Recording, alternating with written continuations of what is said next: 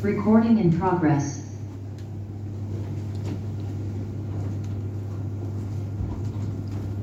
Silakan duduk.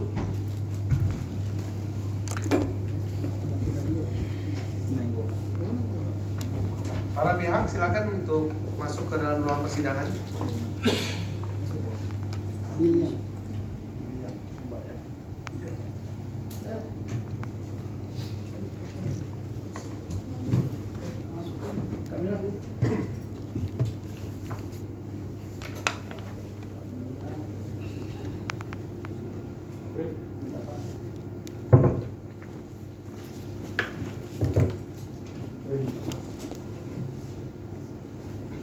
Tiga orang ya.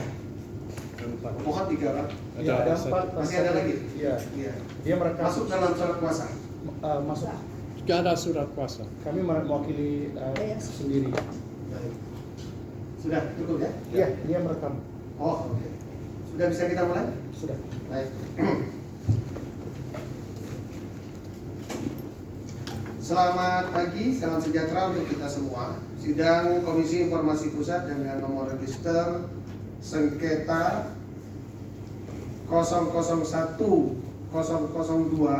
Komisi KIP strip PSIP garing 2 Romawi garing 2024 antara Yayasan Advokasi Hak Konstitusional atau Yakin terhadap Komisi Pemilihan Umum KPU Republik Indonesia pada hari Senin 18 Maret 2024. Sidang saya nyatakan dibuka untuk umum dan skor saya nyatakan dicabut. Baik, untuk termohon dari mana, Panitera? Untuk termohon tidak hadir ketua menyampaikan surat keterangan. Termohon tidak hadir. Ada surat yang disampaikan termohon kepada Panitera? Ada ketua.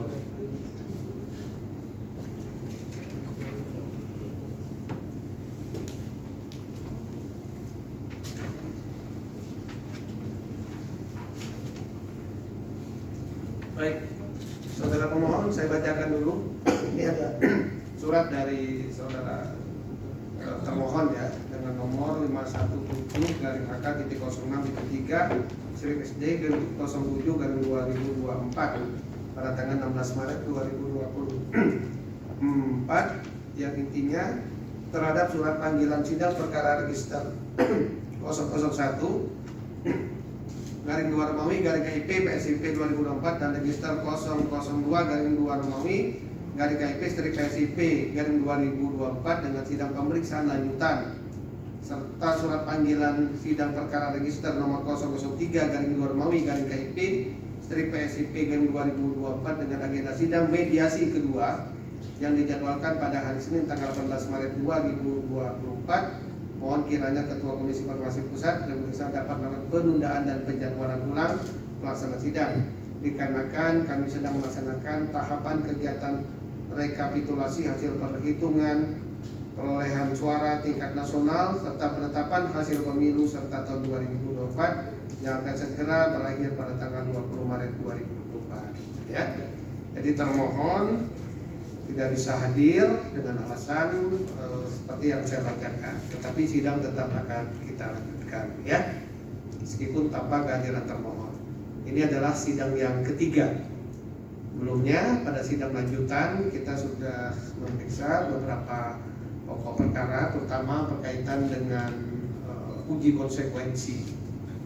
Kemudian juga memerintahkan kepada para pihak khususnya untuk register 003 ya untuk melakukan mediasi, dan mediasi juga masih belum selesai ya, masih ada mediasi yang kedua ya. Baik, selanjutnya sesuai dengan agenda yang sudah disampaikan sebelumnya pada hari ini, agenda itu adalah pemeriksaan uji konsekuensi terhadap informasi yang dikecualikan oleh termohon. Tetapi karena termohon tidak hadir, maka kita lanjutkan pada agenda berikutnya, yaitu mendengarkan keterangan ahli ya, atau misalnya bukti jika ada yang ingin disampaikan bukti-buktinya. Kemudian kemudian berikutnya baru setelah kita akan panggil kembali para pihak, kita akan kembali mendengarkan uji konsekuensi yang disampaikan oleh termohon ya nanti. Oleh karena itu hari ini kita fokus pada pemeriksaan terkait dengan ahli yang disampaikan oleh pemohon ya. Baik, saudara sudah menyampaikan berapa ahli? 5 ahli totalnya majelis. 5 ahli. Ya. Kami akan berupaya untuk sesingkat-singkatnya. Ada 5 ahli. Majelis juga sudah mendapatkan ya. Nanti majelis ingin mengkonfirmasi dulu terhadap pemohon. Ini ahli akan menjelaskan, kan kita ada 3 register ya. Jadi jangan sampai tumpang tindih. Ya. Keahliannya pada register 01, 02 atau 03 ya. Kalau yang 03 kan sedang mediasi, itu tidak perlu. Jadi 01 dan 02 ya. Nah, nanti dijelaskan. Saya akan menjelaskan terkait dengan keahlian yang berkaitan dengan register perkara misalnya 01 atau 02 ya. Majelis ingin tanya dulu, ini ada yang pertama adalah Bapak Roy Suryo Noto di Projo ya. Baik, nanti Pak Ali itu lewat Zoom sepertinya ya. Tapi saya mau sampaikan dulu, tanya dulu kepada pemohon. Ahli ini akan menyampaikan keahliannya berkaitan dengan apa? Oke. Ahli Roy Suryo adalah doktor dalam bidang IT. IT. Jadi kita akan mulai dari keterangan tentang sengketa nomor 2 terkait IT. Terkait apa? Terkait IT. IT. Terutama tentang alasan termohon untuk mengecualikan informasi atas dasar keamanan siber. Keamanan siber ya. Ya. Kemudian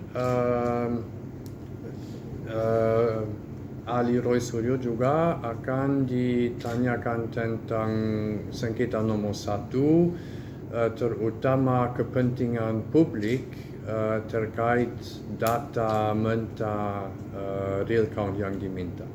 Kepentingan publik terkait dengan data real count. Iya.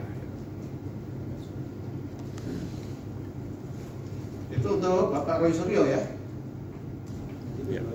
Baik. Saya lanjutkan untuk ahli yang saudara usulkan. Yang kedua adalah Bapak Ridho Rahmadi ya, Ya. HD. Ya. Ya. Pak Ridho Rahmadi ini nanti akan hadir online apa offline? Online majelis. Online. Ya. Baik.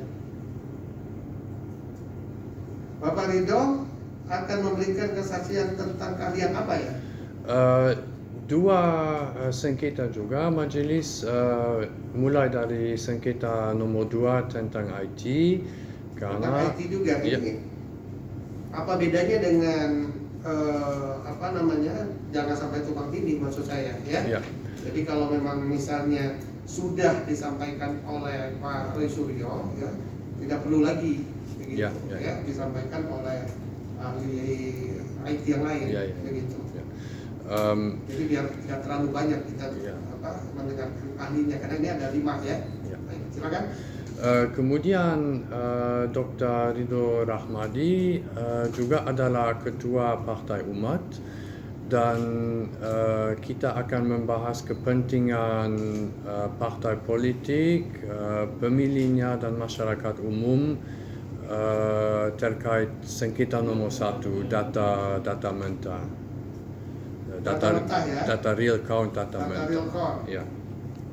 Tapi tidak begitu berkaitan langsung dengan IT.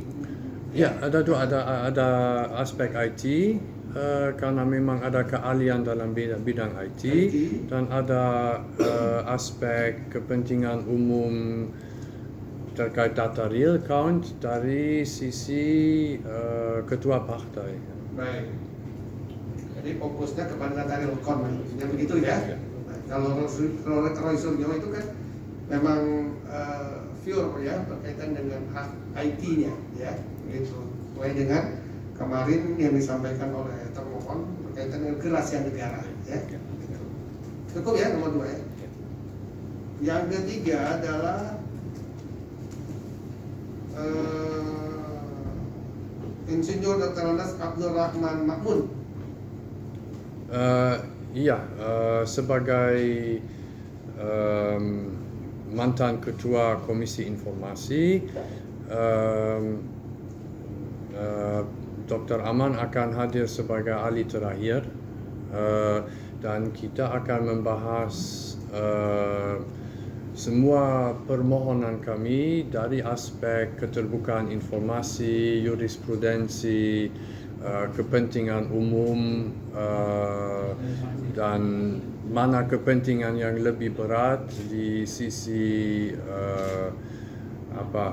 kepentingan publik untuk mendapatkan informasi atau kepentingan termohon untuk merahasiakan informasi. Baik, jadi saudara Abdul Rahman Mahmud ini nanti akan memberikan kesaksian atau keahlian yang berkaitan dengan kepentingan publik berdasarkan undang-undang keterbukaan informasi publik ya. Benar ya. Cukup ya. Ya. Yang ketiga, Keempat. John Neman Abraham ya. Ya. Juneman. John Neman Abraham. Juneman. Ya. John Neman Abraham ini orang Indonesia ya. Betul. Indonesia ya.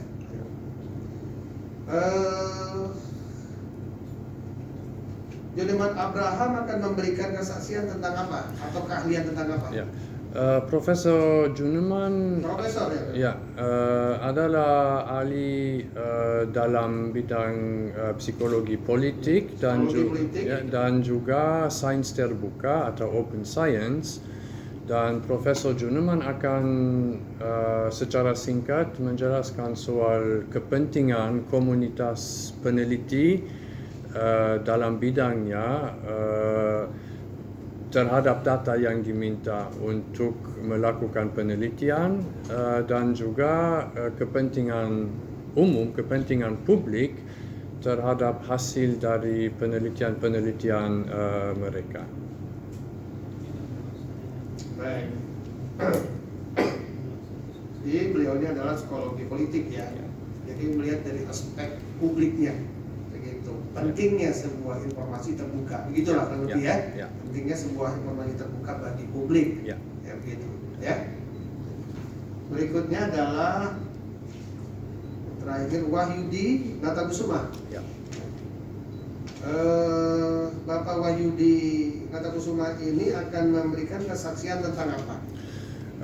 Begini majelis, sudah ada 2 ahli IT, ada Roy Suryo dan Ridho Rahmadi, tapi Pak Wahyudi adalah ahli yang jauh lebih mendalam, yang tersertifikasi untuk berbagai cloud, misalnya cloud dari Microsoft yang mirip cloud Alibaba, juga tersertifikasi dalam keamanan siber, keamanan jaringan, keamanan cloud.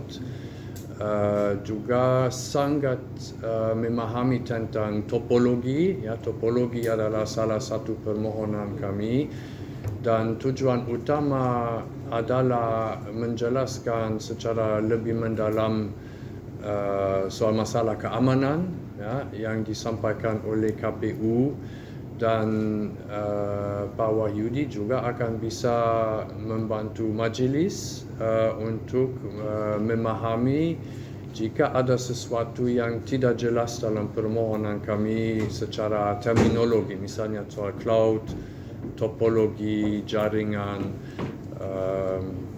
memberikan penjelasan soal terminologi. Baik, bisa dilihat.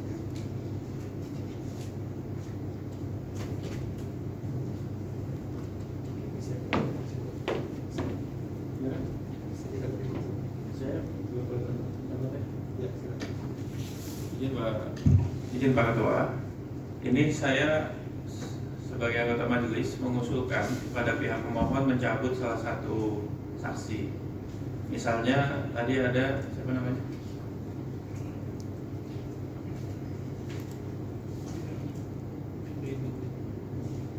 Kami bisa mencabut Pak Ridho Rahmadi. Pak Ridho Rahmadi, karena gini, sudah pasti majelis tidak ada personal ya, nggak ada yang sifatnya personal, tapi seseorang itu memang atribusinya banyak. Nah, dilihat atribusi yang menonjol. Saya menyarankan kepada pihak pemohon untuk mencabut Bapak Ridho Rahmadi sebagai salah satu saksi, karena atribusi yang lebih menonjol bukan keahliannya, tapi posisi politiknya. Nah, kalau saudara pemohon menginginkan persidangan ini tidak disalahpahami, karena ini sifatnya terbuka, kami juga menyampaikan secara terbuka, tidak disalahpahami bahwa ini sifatnya kepentingan salah satu partai. Nah, itu kami menyarankan seperti itu. Kalau tidak direspon saran kami, ya itu hak pemohon. Tapi ini dari majelis seperti itu. Terima kasih Pak Ketua.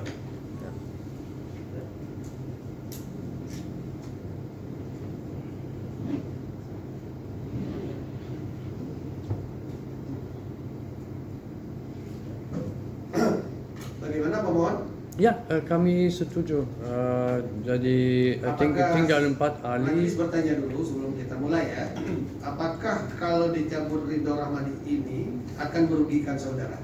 Tidak Tidak majelis. merugikan. Berarti 4 ya. Baik. Makanya majelis tanya dulu kepada saudara ya. Jadi kalau saudara tetap merasa yakin bahwa saksi itu sangat dibutuhkan untuk memberikan keterangan ahli di sini, ya silakan saja ya. Tapi kalau maka dibalik lagi, tadi ada pernyataan dari anggota majelis, tapi dikembalikan kepada saudara ya. Jadi dicabut ya. Berarti ada 4 yang saudara akan sampaikan. Tinggal 4. Baik. Baik, kita mulai. Yang pertama kita akan mendengarkan keterangan ahli Bapak KRMT Roy Suryo Noto di Projo. Selamat siang Pak Roy Suryo. Apakah jelas suara majelis? Selamat siang majelis semuanya. Selamat siang sidang yang saya hormati. Mohon izin, mohon maaf, saya posisi tidak bisa hadir langsung karena sedang berada di bandara Yogyakarta. Baik. Sebelumnya sudah pernah bersidang di Komisi Informasi Pak Roy? Komisi Informasi nampaknya belum, tapi kalau KPPU pernah. Oh, KPPU ya.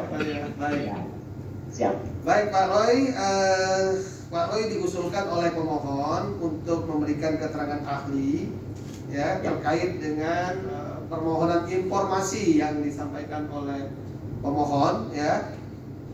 Pak Roy mungkin sudah membaca apa pokok-pokok permohonan yang disampaikan oleh pemohon ya. Sudah yang mulia. Sudah ya. Nah, kalau termohon kita tadi udah dikonfirmasi tidak bisa hadir. Jadi sidang tetap dilanjutkan karena untuk sidang sengketa informasi pemilu ini kita waktunya sangat terbatas. Tidak seperti pada sidang pada umumnya yang memakan waktu yang cukup lama. Maka kita agak sedikit maraton sidangnya. Hari ini sebetulnya jadwalnya adalah mendengarkan ke uji konsekuensi dari termohon, kemudian dilanjutkan dengan pemeriksaan ahli dari pemohon begitu. Baik, kita langsung ya Pak Roy ya. Silakan seperti hukum acara dalam persidangan ini, sebelum kita mendengarkan keterangan ahli, kita ada pengangkatan lapas sumpah dulu ya Pak Roy ya. Siap yang mulia, saya mengikuti yang mulia. Silakan pengambil sumpah. Baik, di depan bisa dilihat. Kelihatan ya, Pak Roy, kelihatan ada pengambil sumpah? Kelihatan ya. Siap. Baik. Ya. Bisa mengikuti apa yang saya bacakan. Pak Roy beragama Islam ya Pak Roy ya. Islam, Masya Allah yang mulia. Baik. Demi Allah saya bersumpah. Demi Allah saya bersumpah Atau berjanji sebagai ahli akan memberikan keterangan sesuai dengan keahlian saya. Dengan sebenarnya. Tidak lain daripada yang sebenarnya. Baik, terima kasih Pak Roy. Pembacaan lafal sumpah ahli sudah selesai. Kita lanjutkan untuk mendengarkan keterangan ahli yang diusulkan oleh pemohon. Nah, sebelum Pak Roy memberikan penjelasan dan nanti mungkin ada pertanyaan-pertanyaan dari pemohon maupun dari anggota majelis.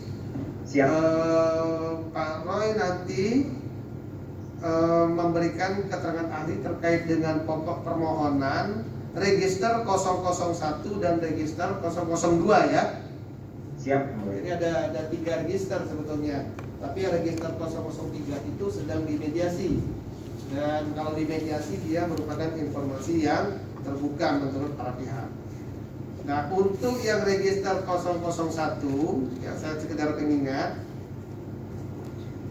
bahwa pemohon meminta informasi berupa data realcon dalam bentuk data mentah seperti file CSV harian. Data atau file ini dapat dipublikasikan di situs web resmi KPU atau dikirimkan langsung kepada pemohon setiap harinya. Nah, minggu yang lalu pada tanggal 5 Maret itu kepada termohon sudah kita dengarkan keterangan yang disampaikan. Pada minggu yang lalu baru sekitar 60% katanya data yang masuk dalam bentuk realconnya yang kemudian dikecualikan tidak bisa diberikan kepada publik ya atau kepada pemohon. Kemudian di register 002 bahwa pemohon meminta informasi berupa rincian infrastruktur IT KPU terkait dengan pemilu 2024 termasuk topologi, rincian server-server fisik, server-server cloud dan jaringan, lokasi setiap alat dan jaringan, rincian alat-alat keamanan siber seperti CDN, DDoS protection dan lain-lain. Pemohon juga meminta rincian layanan-layanan Alibaba Cloud yang digunakan, termasuk proses pengadaan layanan cloud dan kontrak antara KPU atau perwakilannya dan juga Alibaba Cloud. Demikian permohonan yang disampaikan pemohon. Saudara Roy Suryo mungkin bisa menjelaskan ya. Ini sidangnya sedang sengketa informasi ya Pak ya. Ini sidang sengketa informasi ini, apakah informasi itu yang disampaikan oleh pemohon melalui dalil yang disampaikannya itu merupakan informasi yang terbuka atau memang menjadi keamanan atau rahasia negara yang intinya seperti itulah ya. Silakan Pak Roy Suryo bisa menjelaskan apa yang dapat disampaikan melalui keahliannya. Izin yang mulia, Bismillahirrahmanirrahim. Assalamualaikum warahmatullahi wabarakatuh. Seizin yang mulia dan juga atas permintaan pemohon, saya sebelumnya sedikit ingin menyampaikan juga sedikit background saja yang mulia, bahwa kebetulan dulu pada periode tahun 2004 sampai dengan 2008 saya memang termasuk salah satu narasumber untuk Undang-Undang Nomor 14 Tahun 2008 yaitu Keterbukaan Informasi Publik, dan juga Undang-Undang Nomor 11 Tahun 2008 yaitu Informasi dan Transaksi Elektronik yang sekarang sudah direvisi untuk ketiga kalinya, Undang-Undang ITE. Jadi sebelum menjadi anggota DPR, saya dulu sempat masuk dalam jajaran narasumber dari universitas, waktu itu dari kampus yang mengirim saya.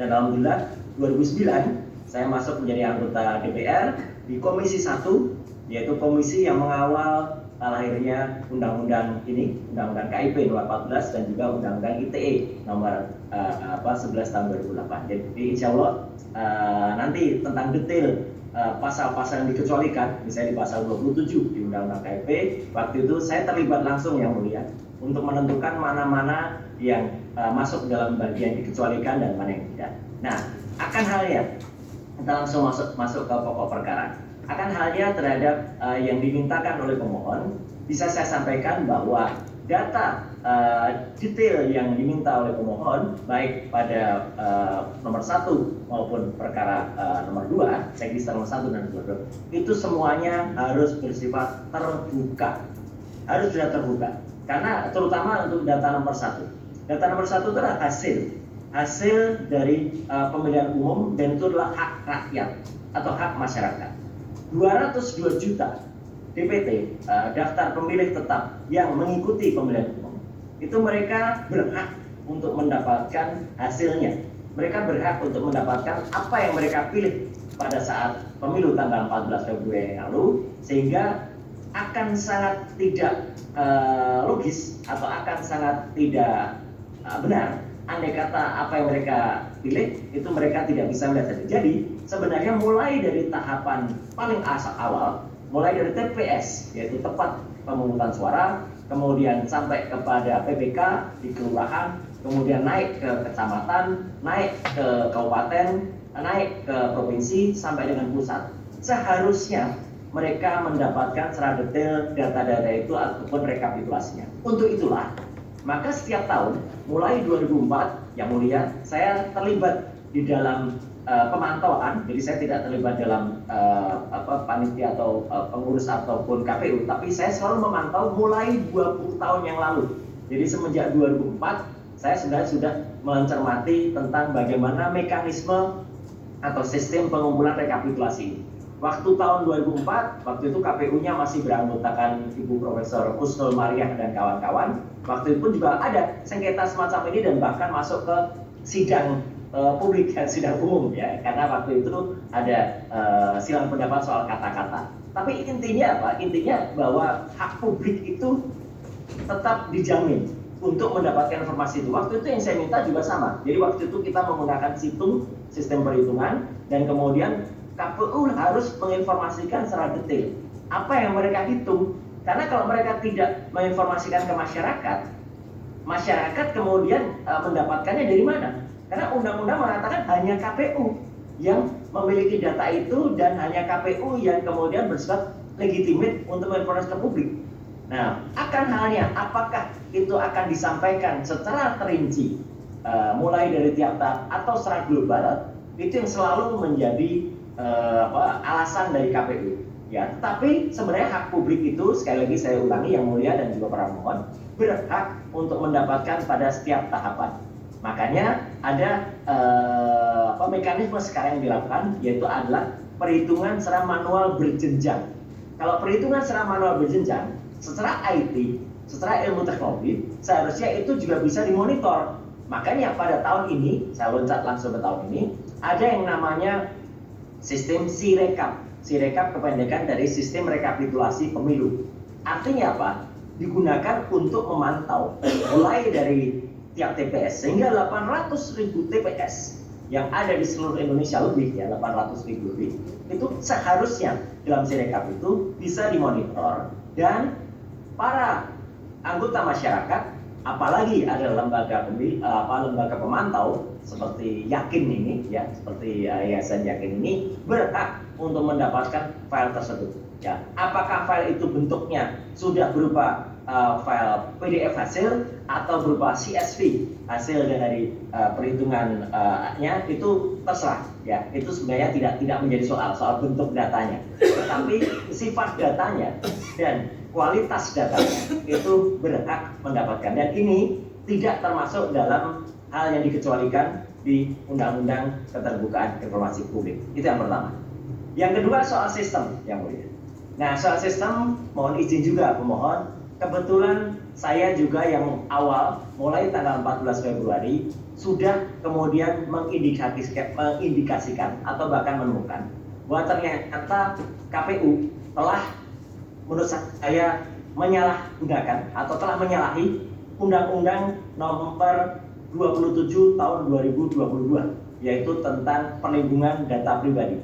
Kebetulan saya ketika menjadi anggota DPR selama 2 periode, pada periode yang kedua yaitu tahun 2014 sampai dengan 2019, termasuk Komisi 1 yang menyusun itu, ya, yang menyusun Undang-Undang PDPD. Dan di situ jelas bahwa sistem itu yang dibiayai oleh anggaran negara, artinya uang masyarakat, harus dibuka kepada masyarakat.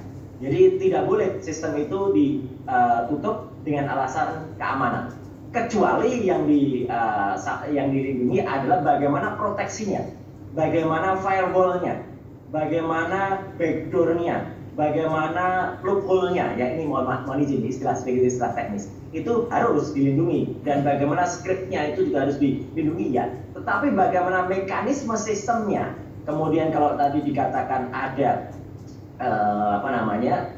bagan atau ada skema sistemnya, itu harus diinformasikan masyarakat. Karena apa? KPU adalah lembaga negara yang ditunjuk oleh pemerintah untuk melaksanakan pemilu, dan dia wajib hukumnya untuk menginformasikan kepada masyarakat sistem apa yang dia gunakan.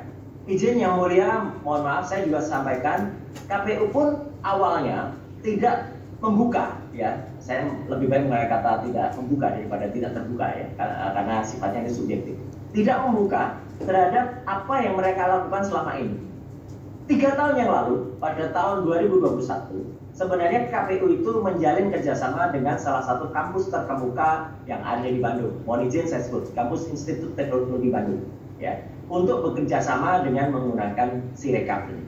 Nah, disitulah sebenarnya MOU yang ada, yaitu Memorandum of Understanding antara KPU dan ITB itu harus dibuka, karena kedua-duanya lembaga yang bersifat terbuka kepada masyarakat, bahkan satu adalah institusi publik, ya, yang satunya lagi adalah lembaga, dan kedua-duanya menggunakan uang rakyat. Saya tidak perlu sampaikan berapa miliar uang rakyat yang ada di sini, tapi ada, gitu ya. Artinya mereka menggunakan uang rakyat, anggaran negara. Dan andai kata misalnya kemudian dengan alasan mereka tidak perlu menginformasikan karena ini bukan hasil resmi, itu sebenarnya kita tolak, ya. Saya pun waktu itu menyatakan meskipun Sirekap ini bukan hasil resmi yang akhirnya dipakai, yaitu hasil resminya adalah perhitungan manual berjenjang yang mulia, tetapi adalah Sirekap ini seperti yang saya sampaikan pada kesempatan pertama tadi, yaitu pada register 1 tadi, Sirekap ini adalah hak publik, hak masyarakat untuk dapat mengikuti. Oleh karenanya, andai kata menggunakan mekanisme sistemnya ada di mana, kemudian topologinya itu kemudian menggunakan jaringan di dalam negeri dan di luar negeri, nah itu harus diinformasikan kepada publik. Dan menurut Undang-Undang Keterbukaan Informasi Publik nomor 27 tahun 2022, ya, di pasal 50 dan sebagainya, menyatakan bahwa data yang sifatnya adalah data pribadi dan itu milik masyarakat tidak boleh sebenarnya diletakkan di luar negeri, ya. Data itu harus diletakkan di dalam negeri. Dan izin yang mulia, terpaksa harus saya ungkap di persidangan yang sangat bermartabat ini, setelah saya kemudian menyampaikan bahwa server itu ada pada Allium Computing. Allium Computing itu subsidiary dari Alibaba Komputer yang ada di Singapura. Buktinya semua ada, dan saya sendiri yang melakukan screenshot dari bukti itu. IP-nya, Internet Protocol address-nya itu jelas-jelas berada di Singapura dan tidak berada di Indonesia. Maka waktu itu sempat pada 2 minggu pertama, izin yang mulia saya buka saja, KPU secara diam-diam memindahkan data-data itu dari Singapura dikembalikan ke Indonesia. Cuman selalu ada digital evidence, selalu ada jejak, dan jejak itu saya ambil juga, saya screenshot. Mereka lupa, masih ada beberapa poin-poin yang menunjukkan kalau itu ada di Alibaba.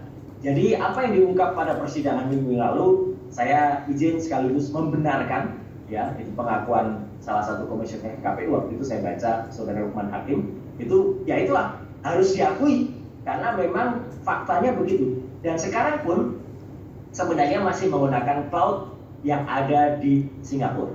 Ahli lain mungkin menyampaikan juga ada cloud di Tiongkok atau cloud di Prancis, tapi izin yang mulia, yang bukti yang saya ada itu sudah cukup, yaitu ada di luar negeri. Nah, jadi sistem ini harus dibuka yang mulia, karena sesuai dengan Undang-Undang Keterbukaan Informasi Publik nomor 14 tahun 2008, sistem itu sah untuk dikedekan, karena apalagi itu menggunakan anggaran negara. Yang tidak boleh dibuka adalah detail security-nya, password-nya nggak boleh dibuka, firewall-nya nggak boleh dibuka.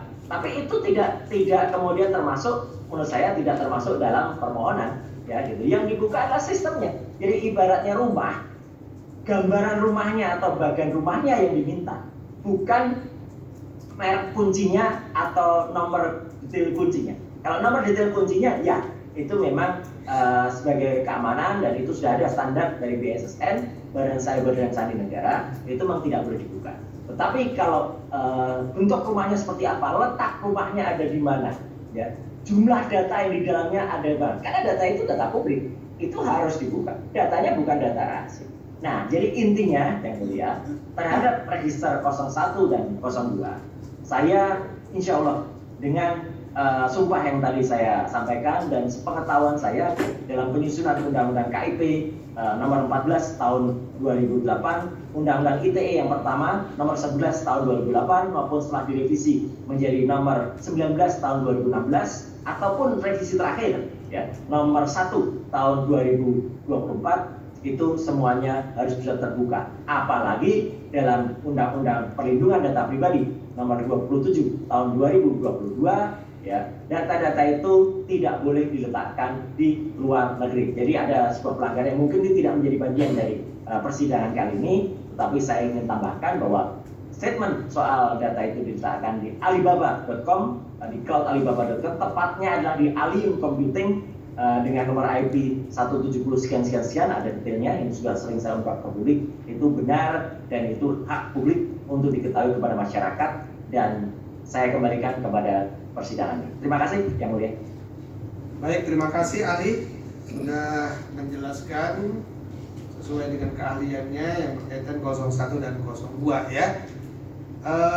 Ada beberapa pertanyaan ya, baik itu nanti dari majelis maupun dari pemohon ya. Pemohon terlebih dahulu saya beri kesempatan, ada pertanyaan kepada ahli. Ya. Silakan. Ya, terima kasih majelis, terima kasih Pak Roy. Ternyata saya punya daftar panjang pertanyaan, tapi semua sudah dijelaskan. Jadi tinggal dua pertanyaan saja. Soal sengketa nomor 1 dan sengketa nomor 2. Saya mau masuk ke dalam pokok penolakan KPU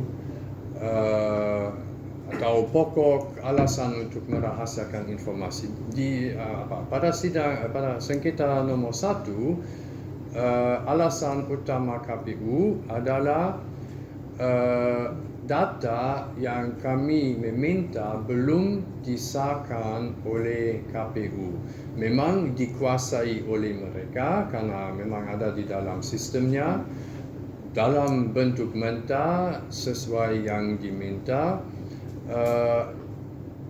Data tersebut juga tersedia di setiap TPS. Masyarakat bisa melihat datanya di setiap TPS, tapi mereka tidak mau memberikan data kepada kami atas dasar belum disahkan oleh KPU pusat. Ya. Itu sudah kurang lebih dijawab oleh ahli, tapi saya minta jawaban yang sangat singkat dan sangat ketat. Apakah alasan KPU tersebut valid atau tidak? Tidak, alasan KPU tidak benar. Karena menit per menit, bahkan detik per detik, data itu harus disampaikan kepada publik. Ini sekaligus mekanisme kontrol pemohon dan Yang Mulia agar tidak ada manipulasi. Andai kata harus menunggu data itu direkap dulu atau supaya tidak konfus ya. Data itu disimpulkan dulu atau disusun dulu oleh KPU, maka sempat terjadi, izin Yang Mulia saya sampaikan, sempat terjadi. Menyampaikan terdapat kesalahan dan koreksi dari 145.541 TPS dari 800 TPS yang ada. Jadi waktu itu saya ulangi angkanya, terdapat kesalahan dari 145.541 TPS. Ini tidak masuk akal pemohon dan Yang Mulia. Karena tidak boleh harusnya ada revisi atau kemudian koreksi yang dilakukan oleh KPU. Data itu data mentah, yang mentah itu yang disampaikan kepada masyarakat. Jadi sekali lagi saya tegaskan jawaban saya, KPU tidak boleh merahasiakan data itu pada setiap tahapan. Jadi setiap tahapan harus dibuka, karena disitulah sebenarnya mekanisme kontrol dari Sirekap. Kalau tidak ada itu, buat apa ada Sirekap? Langsung saja nanti pada tanggal 20 yang akan datang, buka saja datanya ini. Sudah. Artinya kita melakukan penghematan miliaran rupiah. Tidak perlu membuat Sirekap. loh. Jadi artinya data itu harus dibuka. Dan satu lagi izin yang mulia, kalau KPU mengatakan masyarakat bisa kok mengontrol data ini, tidak benar. Kawan-kawan dari Perludem, ya, sikatan dari perkumpulan untuk demokrasi waktu itu, Bu Titi Anggraini dan kawan-kawan, yang masa sebut namanya karena itu kesaksian beliau, tidak bisa untuk membuka itu data itu, meskipun itu di TPS mereka, padahal itu institusi atau kelompok masyarakat yang terpercaya. Kelas Perludem saja tidak bisa membuka data itu, apalagi masyarakat biasa. Jadi menurut saya penolakan atau katakanlah ketidaksiapan KPU untuk tidak membuka data itu salah. Karena menurut undang-undang itu harus terbuka dan menurut sistem sebenarnya itu sangat bisa dibuka. Demikian penegasan saya.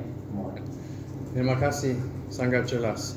Masih ada lagi? Ya, yang kedua, Iya, saya punya pertanyaan yang mirip, tapi terkait sengketa nomor 2. Sudah kurang lebih dijawab, tapi saya mau juga minta jawaban yang singkat dan ketat. Alasan oleh KPU untuk tidak memberikan informasi yang diminta sama sekali adalah keamanan siber dan klaim bahwa jika informasi diberikan kepada kami itu akan membahayakan infrastruktur mereka, itu akan memungkinkan hacking terhadap infrastruktur mereka.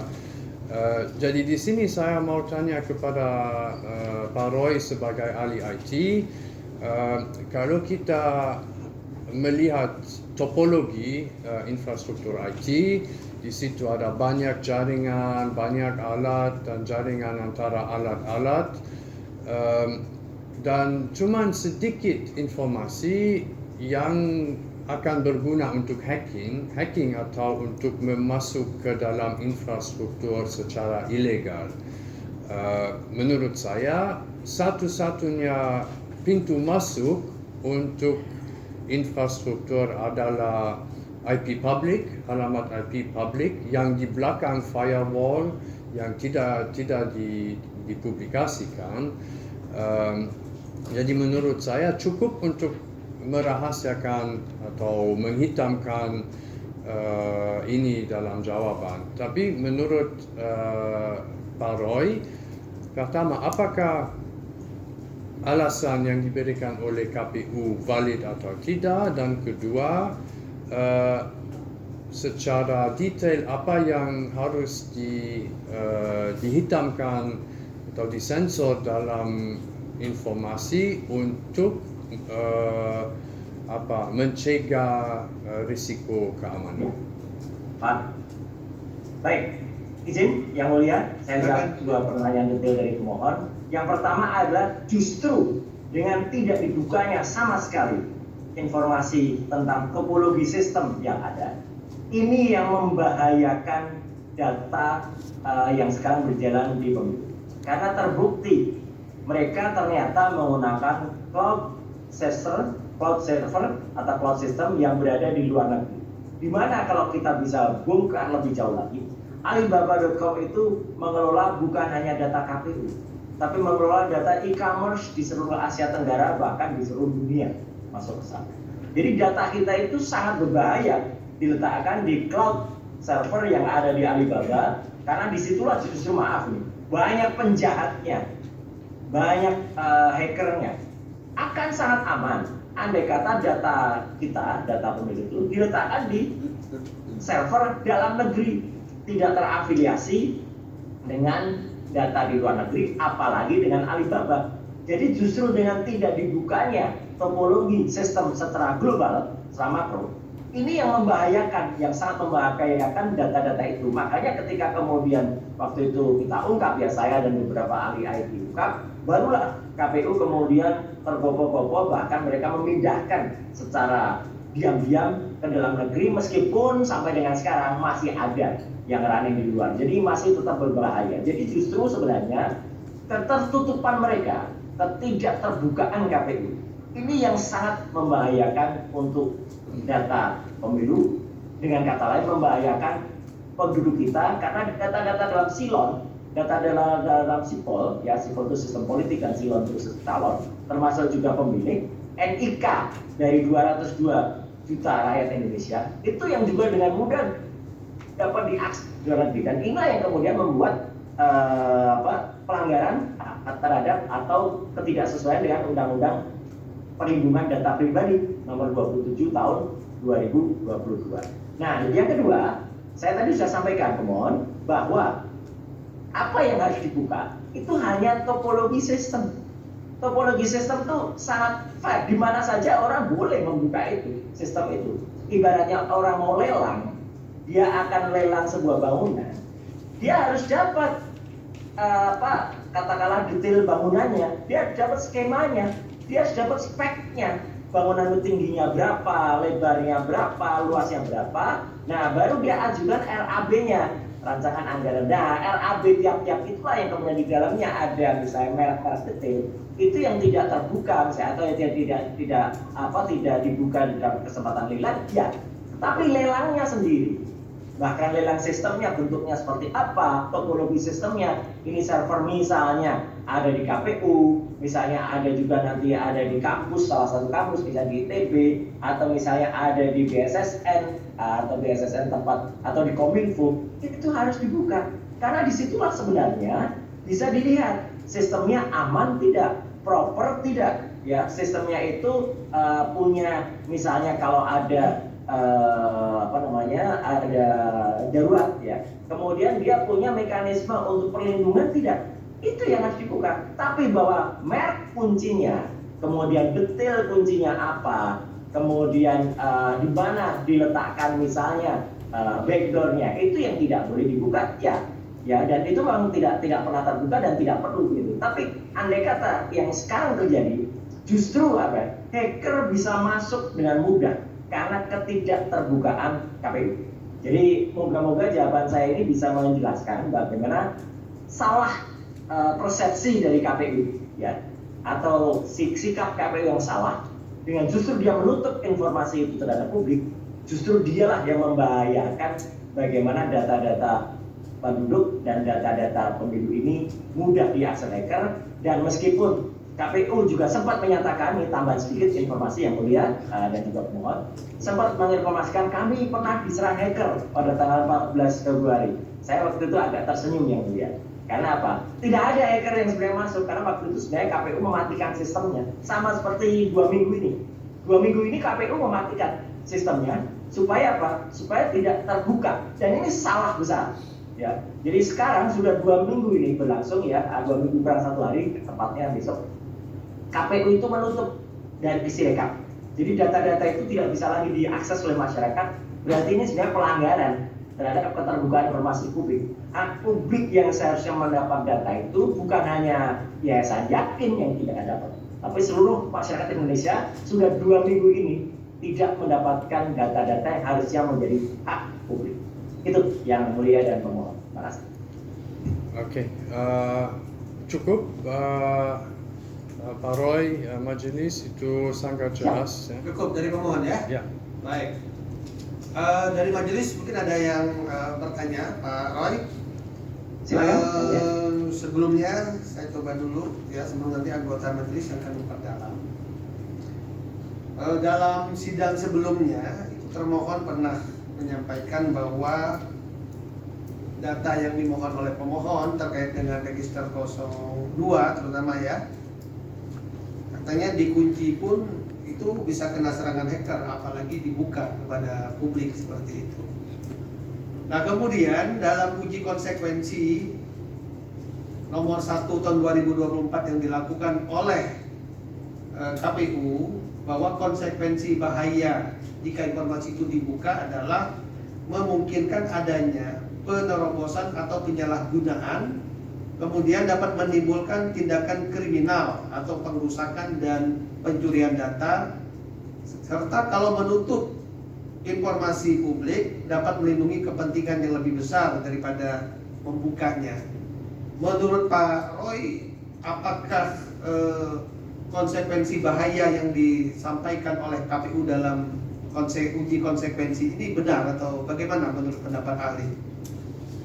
izin yang mulia, saya sampaikan peristiwa yang mirip atau senada. 20 tahun yang lalu, jadi sudah 20 tahun yang lalu juga, KPU waktu itu terkena serangan hacker. Dan mudah saja, kalau kena serangan hacker, maka sudah tinggal panggil alat negara, yaitu kepolisian atau aparat untuk memeriksanya. Dan waktu itu hackernya kena. Jadi kalau izin, kalau mungkin diingat, 20 tahun yang lalu nama-nama partai berubah waktu itu. Jadi partai pisang, partai jambu, partai duku, kelengkeng, dan lain sebagainya. Dan kemudian itu waktu itu pun KPU sudah menggunakan firewall, sudah menggunakan sistem proteksi untuk menutup. Ya, dan yang terubah adalah nama-nama partai. Tapi angka-angkanya tidak. Angka-angkanya tetap, karena angka-angkanya memang sudah diletakkan di mirror system, di sistem lain. Ya. Nah, seharusnya kalau dianalogikan dengan peristiwa sekarang, KPU harusnya memang memiliki backup dan mirror system yang justru lebih bagus. 20 tahun sudah berselang ya, dibandingkan dengan 20 tahun yang lalu. Ini yang menurut aneh, karena justru angka-angka yang harusnya ditampilkan itu tidak ditampilkan dengan alasan kerahasiaan negara. Tidak, kerahasiaan negara adalah sistem proteksinya, sistem kuncinya itu rahasia negara. Tapi data atau sheet result-nya atau hasilnya itu justru sebenarnya adalah hak publik, hak masyarakat untuk mendapatkan. Apa jadinya yang mulia? Kalau itu tidak bisa melihat angka-angka yang harusnya tidak ditampilkan. Jadi ini persepsi yang terbalik. Dengan kata lain, salah apa yang dikemukakan oleh KPU bahwa mereka merahasiakan atau menutup data-data itu dengan alasan kerahasiaan negara. Yang harus mereka lindungi adalah sistemnya. Sistemnya harus mereka lindungi, tapi bukan berarti bagian besarnya atau topologinya dilindungi, bukan. Sistemnya adalah kunci-kunci proteksi yang ada. Jadi itu yang harus dilindungi dan itu harus proper. Negara menyediakan anggaran untuk itu. Bukan kemudian malah anggarannya kemudian tidak termanfaatkan dengan baik dan sistemnya bocor sampai dengan sekarang. Kenapa? Karena ini juga yang membuat adalah kampus ternama. Hormat saya kepada teman-teman atau rekan-rekan di Institut Teknologi Bandung yang sudah membuat sistem ini dan mereka pun sudah siap untuk melindungi ini. Cuman kan ya nanti mungkin akan terungkap di persidangan bahwa ada sesuatu yang terjadi dengan mereka gitu. Artinya ada soal proses mekanisme anggaran dan lain sebagainya yang tidak jelas. Maaf, bukan kompeten saya untuk cerita. Tapi artinya adalah kita mendengar itu. Artinya apa? Artinya adalah itu secara sistem pasti sudah dilindungi.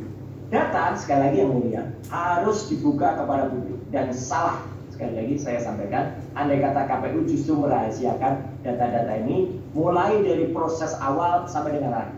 Awal sampai dengan akhir itu harus dibuka. Tidak boleh hanya nanti dibuka di akhir saja sehingga sempat menimbulkan koreksi seperti yang saya sampaikan tadi. 145.541 TPS itu dikoreksi. Mohon izin yang mulia itu sudah lebih dari 18% kesalahannya. Sistem yang benar setelah IT tidak boleh lebih dari 5% salah. Kalau 5% lebih itu berarti sudah fail sistem itu. Sudah tidak boleh dipakai lagi. Dan ini masih terus dipakai. Jadi izin sekali lagi kesimpulannya yang mulia, pertanyaan yang mulia tadi saya jawab dengan salah. KPU tidak boleh merahasiakan data-data itu karena data-data itu justru untuk publik. Yang wajib mereka rahasiakan memang adalah sistem security-nya. Dan itu memang jangankan sistem security-nya, topologinya saja tidak pernah diinfokan. Justru yang diinfokan, ya justru karena tidak diinfokan kita tahu itu ada Singapura. Dan itu yang berbahaya karena itu ada di Alibaba.com. Demikian yang mulia. Baik, selanjutnya saya persilakan pada anggota untuk memperdalam. Ya baik Ketua. Pak Roy Suryo, terima kasih Ya. untuk segala uraiannya. Ini akan jadi masukan bagi majelis. Saya tadi mendengar beberapa penilaian yang kaitannya langsung dengan permohonan informasi. Kalau tipologi sudah kita dengar dari Bapak pandangannya, tapi kalau boleh mengulang, mungkin Bapak bisa jawab singkat-singkat, dibuka atau ditutup begitu ya, tentang rincian server-server fisik Pak. Ya. Itu dibuka. Kalau server-server fisik, ini memang hak dari setiap penyelenggara server untuk bisa menjelaskan di mana atau tidak. Tapi justru karena ketidakterbukaan dari KPU, sehingga kita bisa tahu bahwa itu terletak di Singapura, ini yang justru menyalahi. Jadi kalau mereka misalnya melindungi server fisik itu boleh, misalnya apa, itu kan detail banget ya. Misalnya adalah kalau kita punya komputer di rumah, kita tidak perlu harus menjelaskan komputer mereknya misalnya adalah itu Hewlett Packard atau Acer atau Lenovo, itu mungkin nggak perlu sampai sedetail itu. Ya, Tetapi buat sistemnya, ini komputernya misalnya terabyte, ini misalnya komputernya sekian gigabyte atau sekian ribu giga atau sekian terabyte, mekanisme transfer detailnya harus diinformasikan. Tetapi menyangkut merek, kemudian menyangkut bahkan software-nya pun harus diinformasikan. Karena software itu kita bisa lihat, itu software itu register atau tidak, kemudian comply atau tidak yang dipakai. Jadi topologi sistem itu memang harus rinci yang mulia untuk menjelaskan itu. Jadi jelasnya server-server itu. Tapi kalau kemudian menyangkut misalnya merek dagang, merek itu nggak perlu, nggak apa-apa. Tapi speknya, nah ini spek itu harus diinformasikan karena di situ bisa dinilai juga oleh ahli lain atau oleh misalnya BSSN, Badan Siber dan Sandi Negara. Sistem yang dipasang oleh KPU itu proper tidak, redundant tidak, Ya. ada jadi itu. Pak Baro ya. Ini dalam bahasa yang lebih umum ya. Ya. Yang bagian permohonan rincian server-server fisik ini yang harus dibuka menurut saudara ahli apa? Ada istilah singkat-singkat yang bisa ditangkap oleh kami nggak? Siap. Istilah singkatnya adalah lokasi server. Lokasi server harus dibuka. Yang apakah lalu itu kemudian yang terletak di menjadi KPU, lalu KPU kemudian di kampus atau di mana? Ya. Lalu kemudian yang jadi hak bagi KPU untuk menutup menurut saudara ahli kalau merek, lokasi mereknya. Merek kemudian developernya siapa itu tidak perlu, penjualnya siapa nggak perlu dibuka. Jadi lokasinya ya dibatasi lokasi sampai dengan lokasi. Kalau terkait server-server cloud, ya harus terbuka karena cloud itu sebenarnya ini yang izin yang mulia, mohon izin. Itu yang sering disalahartikan. Dipikir cloud itu adalah bisa kita akses semuanya. Padahal tidak. Cloud itu antah berantah yang mulia. Jadi harus disebutkan cloudnya ada di mana. Kalau dia menggunakan cloud, misalnya cloudnya Kominfo, baik, itu cloud Kominfo, berarti dalam negeri. Tapi kalau dia sampai menggunakan cloud Alium Computing Co Limited dan itu terletak di Alibaba di Singapura, ini mohon izin yang mulia itu sudah melanggar undang-undang karena apalagi menggunakan luar negeri. Ya, berarti saudara ahli berpandangan server-server cloud dan jaringan juga dibuka sampai Harus dibuka dengan karena itu lokasinya termasuk saja topologi. Ya, izin yang mulia itu termasuk topologi. Topologi itu gambaran, skema. Jadi skema besarnya harus dijelaskan. Perkara mereknya apa, developernya apa itu enggak, tapi topologinya, ibaratnya mobilnya jenis apa, apakah dia sedan ataukah dia mobilnya pickup, itu harus dijelaskan. Tapi merek sedannya apa, berapa cc pun harus dijelaskan karena itu termasuk spek. Tapi merek detailnya apa itu enggak. Tapi kalau spek harus. Ya, ini terakhir nih, permohonan terkait perincian alat-alat keamanan cyber seperti CDN, DDoS protection, ini bagaimana saudara ahli melihat? Ya, kalau soal detail tentang proteksi itu memang bisa, saya objektif, memang bisa dikecualikan. Cuman harus bisa dibuka. Andai kata ada institusi atau aparat yang memintanya untuk membuka. Misalnya apa? Misalnya kepolisian. Kalau terjadi kesalahan ya, atau Komisi Informasi Pusat. Komisi Informasi Pusat dalam Undang-Undang KIP berhak kemudian menyampaikan meskipun mungkin hasilnya hanya dalam bentuk sidang atau rincian di persidangan, tidak kemudian untuk diinformasikan melalui media publik. Ya, sepanjang saya tahu ketika saya merancang Undang-Undang KIP demikian yang mulia. Jadi ada informasi itu meskipun itu sifatnya terbuka. Ada terbuka itu tertutup, ada terbuka yang sifatnya adalah untuk kepentingan penyidikan.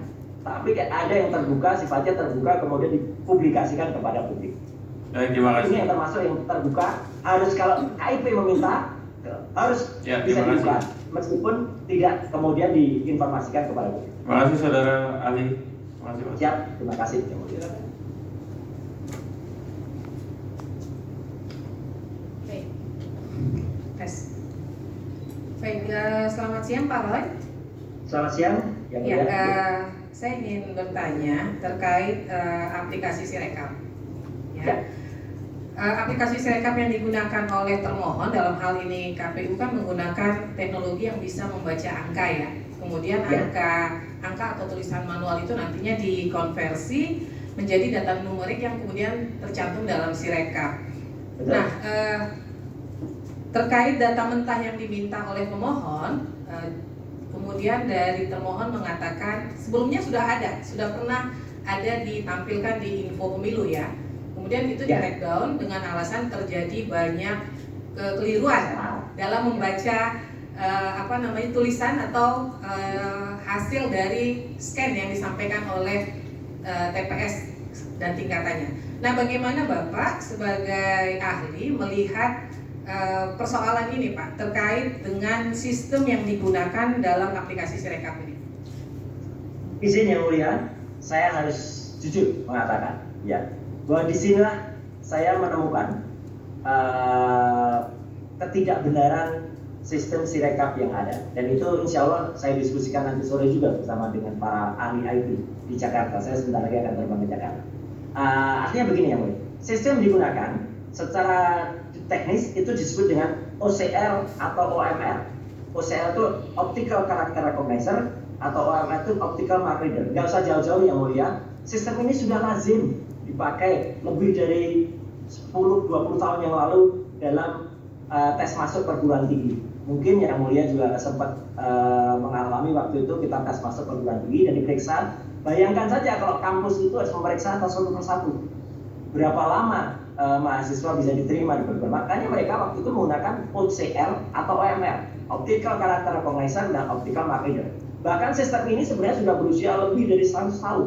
Sistem ini diciptakan tahun 1914 oleh seorang fisikawan Jerman ya waktu itu. Jadi untuk membaca data. Nah, ini yang saya sebut dengan saya harus membongkarnya. Kenapa? Aneh. OCR atau OMR itu yang mulia. Kalau terjadi kesalahan, itu biasanya angka 1 terbaca 7 itu oke, karena bentuknya mirip. Angka 4 terbaca 9 bisa masuk akal. Yang aneh adalah ketika beberapa saat yang lalu ya setelah tanggal 14 Februari, Sirekap ini melakukan kesalahan yang menurut saya tidak masuk akal secara teknis. Karena angka 14 bisa terbaca 714. Angka 23 bisa terbaca 923. Itu tidak mungkin kalau sistem itu tidak error. Sistem itu tidak ada kesalahan atau dibuat salah. Saya terpaksa harus menggunakan kata dibuat salah. Karena mesin, sebodoh-bodohnya mesin yang mulia, tidak akan melakukan itu kalau tidak diprogram. Jadi waktu itu makanya banyak tuduhan terhadap Sirekap, yang mana Sirekap ini kemudian ada program yang melenceng atau salah. Jadi harusnya mesin itu kesalahan-kesalahannya minor, tapi kemudian kesalahannya mayor dan sangat besar. Dan yang mohon maaf ini sekali lagi yang mulia, saya juga sering sampaikan, harusnya secara mudah sekali KPU itu menerapkan yang namanya auto cutting. Ya, auto cutting itu apa? Kalau dalam satu TPS diberi limit maksimal 300. Karena satu TPS itu maksimal 300 biasanya, tambah 2%, jadi mungkin 306 atau berapa untuk pemilu. Nah di sini malah justru auto cutting-nya dilepas. Kenapa saya bilang dilepas? Karena software Sirekap ini sebenarnya sudah ada auto cutting yang pada rilis ke awal. Tapi izin yang kemudian, yang digunakan dalam Sirekap ini software-nya diganti-ganti terus. Sampai dengan sekarang, sampai dengan persidangan ini, lebih dari 10 kali software itu diubah-ubah. Mulai sejak awal Januari sampai jadi ini sudah tidak sistemnya tidak benar gitu. Karena publik juga tidak bisa mengerti karena tidak dibuka sistem ini. Dan ketika kami yang mengetahuinya, kami langsung teriak waktu itu, ini kok ganti? Ibaratnya kita mendownload sebuah program yang ibu download, yang mulia download, dengan yang di-download mahasiswa itu bisa beda-beda. Kalau kita downloadnya beda kan nggak benar. Misalnya dalam satu tempat, kemudian tiga-tiganya beda semua, dan ini yang terjadi pada Sirekap. Jadi makanya saya waktu itu sempat protes keras ya pada Sirekap, kenapa sistemnya sedemikian buruk. Semakin saya harus mengatakan sedemikian buruk. Kenapa? Membaca data saja yang harusnya simple saja salah, ya, dan kemudian malah menambah, dan kemudian ketika ditambah itu dibiarkan. Akibatnya apa? Ada partai ataupun paslon yang angkanya bisa ribuan untuk satu TPS, padahal itu tidak mungkin yang mulia. Satu TPS itu maksimal 300 orang. Lebih dari 300 itu pasti sudah perhitungannya lebih dari 1 hari. Dan itu yang terjadi. Ditambah lagi, ketika kemudian sistem ini tidak dibuka yang mulia, sebagaimana tadi disampaikan yang mulia, tidak dibuka ke publik lagi semenjak sudah 2 minggu lalu, terjadilah kenaikan-kenaikan yang luar biasa. Sampai Profesor Burhanuddin Muhtadi dari salah satu lembaga survei saja yang dia ahli dalam bidang statistik mengatakan ini tidak mungkin karena ada satu partai yang tiba-tiba melonjaknya sangat tinggi sementara partai yang lain tidak. Jadi istilah dalam statistik volatilitas dari statistiknya itu tidak masuk akal. Dia sampai mengatakan tidak mungkin. Jadi profesor saja tidak mudah. Dokter kayak saya apalagi gitu ya, gitu. Apalagi masyarakat biasa gitu. Jadi artinya adalah yang mulia intinya jawabannya yang disampaikan oleh KPU itu tidak sesuai dengan fakta dan tidak seharusnya mereka sampaikan. Karena harusnya mereka sampaikan data mentah itu disampaikan dan kemudian pergerakannya juga disampaikan dan kesalahan OCR atau OMR yang terjadi tidak seharusnya terjadi. Karena OCR dan OMR ini sudah lazim digunakan di perguruan tinggi lebih dari 20 tahun yang lalu ketika kita masuk itu dan sampai dengan sekarang fine-fine saja gitu. Kenapa digunakan di Sirekap bisa kesalahannya sangat-sangat tidak masuk akal. Ada penambahan ratusan bahkan ribuan. Demikian yang mulia. Baik, saya ke pertanyaan terkait dengan adanya kontrak antara KPU dengan Alibaba Cloud ini. Ya. Kira-kira apa sih Pak yang menjadi persoalan ketika ada kerja yang pertama ya ada kerjasama antara KPU dengan Alibaba, ya. Sementara dari pihak termohon dalam hal ini KPU kan mengatakan bahwa servernya ada di Indonesia, begitu. Apakah itu dimungkinkan servernya ada di Indonesia? Itu yang pertama. Ya. Kemudian yang kedua, ini kan servernya kalau memang benar ya sesuai pengakuan memang benar bahwa dalam fakta persidangan dari termohon mengatakan ada kerjasama dengan Alibaba Cloud. Artinya Alibaba sebagai pihak ketiga dan orang asing ya di sini ya yang mengelola terkait pemilu. Nah, dari sudut pandang Bapak sebagai ahli, bagaimana sih keamanan data yang kemudian tersimpan di dalamnya ketika itu dikelola oleh pihak ketiga atau pihak lain dan dalam hal ini asing gitu? Siap yang mulia. Jadi izin saya jawab. Yang pertama, publik mungkin kaget ya dengan pengakuan yang ini kami selaku masyarakat berterima kasih kepada majelis sidang di Komisi Informasi Pusat ini karena bisa membuat KPU mengaku bahwa mereka menggunakan Alibaba. Karena sebelumnya sudah lebih dari 1 bulan ya itu saya cecar terus dengan fakta fakta IT bahwa itu ada di Alibaba, mereka tidak pernah mengaku. Bahkan saya sempat akan dilaporkan. Ini fakta ini yang mulia. Saya sempat akan dilaporkan ke Barreskrim bahwa saya disebut menyebarkan hoax dengan mengatakan cloud itu ada di luar negeri. Tapi terima kasih yang mulia justru sudah membuka ini pada minggu yang lalu. Ya, artinya begini. Ya, yang pertama tidak terbuka. KPU tidak terbuka kerjasamanya dengan lembaga asing, saya sebut Alibaba, sampai persidangan minggu yang lalu. Karena apa? Jangankan dengan Alibaba, dengan ITB saja tidak pernah terbuka awalnya, ya bahwa mereka kerjasama dengan kampus ITB. Baru setelah kemudian beberapa teman-teman internal ITB memberikan 6 lembar surat MOU itu, nah baru kemudian itu menjadi terbuka. Oh ternyata ini terbuka dengan. Nah sekarang pertanyaannya adalah perlu dibuka di sidang di KIP. Yang menjalin MOU itu KPU atau ITB? Itu yang sebenarnya juga masih dalam tanda tanya, ya karena KPU sudah menjalin kerjasama dengan ITB. Ini resmi, ada suratnya 6 lembar MOU ditandatangani oleh rektor waktu itu ITB dan komisioner KPU sebelumnya. Ya, bukan komisioner KPU tapi komisioner KPU sebelumnya. Nah, jadi ini resmi. Nah, yang dengan Alibaba itu harus dibuka. Ya, perjanjiannya seperti apa? Dalam perjanjian itulah yang mulia bisa terungkap sejauh mana hak-hak dan kewajiban dari kedua belah pihak. Seperti perjanjian antara ITB dan KPU. Itu ada di situ detail. ITB menyediakan apa, KPU menyediakan apa, clear. Kemudian penanggung jawabnya jelas. Nah, dengan Alibaba ini tidak pernah jelas ya. Karena baru juga minggu yang lalu atas jasa KIP ini bisa terbuka. Saya sudah mencecar semenjak sebulan yang lalu ya. Yang kedua adalah apa bahayanya? Kalau tidak ada detail-detail atau minute-minute yang kemudian ditulis dalam MOU itu bisa liar yang mulia. Karena apa? Nanti hak dan kewajiban dari Alibaba seperti apa, hak dan kewajiban dari KPU seperti apa tidak jelas. Betul bahwa fisik. Nah, ini fisik server pasti ada di Indonesia. Fisiknya, komputernya kalau kita lihat ke KPU pasti ada komputer berisi data yang diinput di situ. Ya, ibaratnya majelis memiliki komputer di rumah, komputernya kemudian kita simpan data, ada hard disk internal di situ. Ya, data kita masukkan ke hard disk internal. Tapi kalau komputer kita hubungkan dengan network, kita hubungkan dengan jaringan, dan kemudian kita menjadi bagian dari sebuah cloud atau komputasi awan. Yang disebut komputasi awan itu adalah dia bisa memayungi atau membawahi data-data yang ada di dalamnya. Ini bahaya. Kenapa? Karena data-data di hard disk kita dalam bahasa sederhananya bisa disedot, bisa ditarik juga ke atas.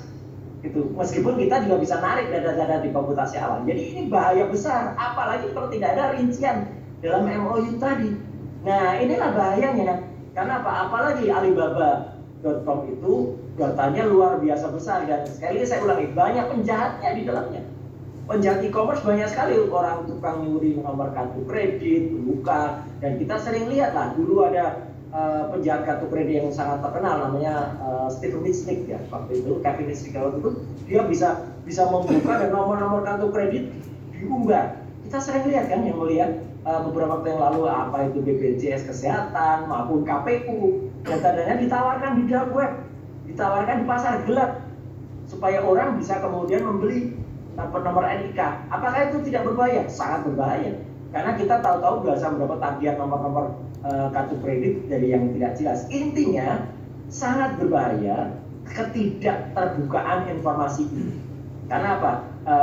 Pengakuan mereka saja baru bisa muncul itu seminggu yang lalu. Setelah sebenarnya diketahui kita tangkap secara IT itu semenjak sebulan yang lalu.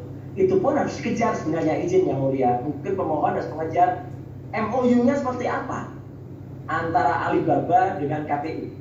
Disitulah baru nanti bisa terungkap seberapa besar sebenarnya potensi bahaya yang kita hadapi. Karena dalam MOU itu, kalau ternyata MOU itu mencatatkan di situ bahwa data yang masuk adalah semua data rinci dari setiap data penduduk, aduh, ya udah pelanggaran terhadap undang-undang keterbukaan informasi publik. Tapi kalau data itu misalnya hanya menyangkut rincian angka global saja dari dari pemilik, dan saya terus terang meragukan. Karena yang namanya data itu, ya datanya rinci. Dia sekian script itu akan memuat semuanya. Kalau itu misalnya kita download data dari sebuah TPS, ya semua pasti akan ikut naik ke semuanya. Apalagi di cloud. Jadi demikian yang mulia, seberapa besar bahayanya, saya harus mengatakan izin, mohon maaf, sangat berbahaya. Apalagi kalau MOU-nya tidak dibuka kepada publik, dan ini sudah jelas-jelas MOU itu harus dibuka karena menyangkut uang rakyat dan anggaran negara dan uang rakyat. Terima kasih. Baik, saya ke pertanyaan selanjutnya. Tadi saya tertarik ketika Pak Roy mengatakan terkait rincian infrastruktur dan server ini kan dianalogikan sebuah rumah yang boleh dilihat sebenarnya desainnya. Pertanyaan saya, ya. Ini dari sudut pandang saya, ketika sebuah rumah kita tahu di mana letak jendela, letak pintunya, ini kan memudahkan orang kemudian untuk masuk ke dalamnya. Nah, bagaimana penjelasan Bapak sebagai ahli terkait dengan hubungannya dengan infrastruktur dan server yang dimiliki oleh KPU dalam pemilu ini? Siap. Terima kasih yang mulia, justru memudahkan saya untuk menjelaskan kalau dengan menggunakan rumah. Ibaratnya dengan menggunakan cloud ini, kita misalnya punya rumah di katakanlah di Menteng, ya. Kita punya rumah di Menteng. Tapi kita punya barang yang kita taruh di rumah Menteng itu, ya barangnya kita taruh, tapi rumah itu memiliki lorong yang berhubungan dengan Cikini. Nah, lorong di Cikini itu ada rumah besar di sana, misalnya di Taman Nasional Marsudi misalnya, di tim. Tim itu bukan milik kita kan? Kita hanya menyewa saja satu ruangan di tim itu, yang mana ruangan di tim itu adalah milik pengelola TIM. Ibaratnya itu adalah cloud-nya. Jadi rumah kita di Menteng, datanya ada di situ, ya. Tetapi kita terhubung dengan lorong ke Cikini. Dengan adanya lorong ke Cikini, mohon izin yang mulia, dimungkinkan orang masuk ke planetarium di tim, orang masuk ke galeri di tim, dia akan melihat ada ruangan di situ, udah bisa dibobol dari situ tanpa kita ketahui, karena kita ada di Menteng. Itulah cloud. Mohon izin yang mulia, saya harus menggunakan contoh yang mungkin tidak pas ya di bulan suci Ramadan. Ketika beredar gambar tidak senonoh waktu itu dari seorang artis ya yang ada, itu kemudian saya nggak perlu sebutkan artis. Dia meletakkan gambarnya itu dengan pasangannya letakkannya di cloud. Tahu-tahu gambar itu beredar tanpa diketahui oleh artis yang bersangkutan. Karena apa? Karena ada di cloud. Ini analoginya sama. Data-data yang ada di Sirekap dengan mudah bisa dibobol dengan cara masuknya dari Cikini tadi. Dia tidak perlu masuk rumah kita, tidak perlu masuk jendela rumah kita yang ada di Menteng.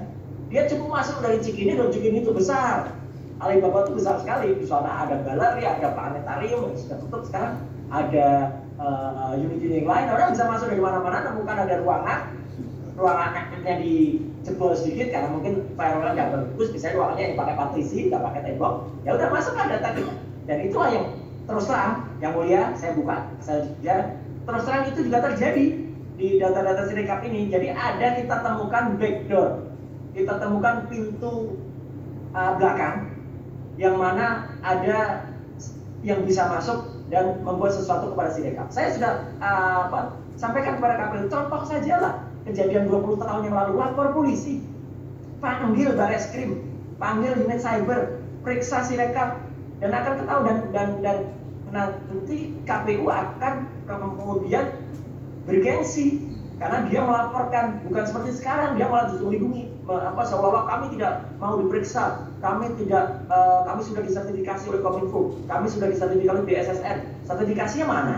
Ini mungkin teman-teman dari Yakin perlu juga minta sertifikasinya, versi berapa softwarenya, ya, karena itu hak juga dari masyarakat.